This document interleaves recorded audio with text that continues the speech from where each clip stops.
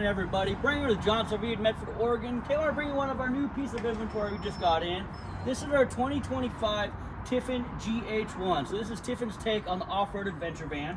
It's on the Mercedes Sprinter chassis, so 144-inch wheelbase, 2-liter 4-cylinder twin-turbo diesel.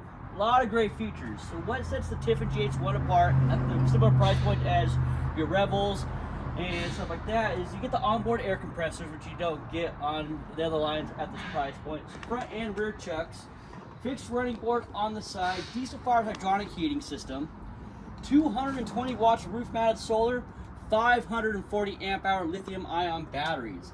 They pair that up with the 3,000 watt power inverter, so this thing is fully set up to get off the grid and dry camp for long extended periods of time.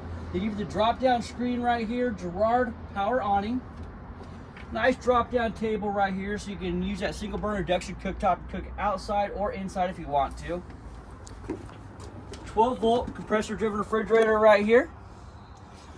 And I like that they added this nice pull out drawer right here. So you got a cutting board here, also storage for that single burner induction cooktop.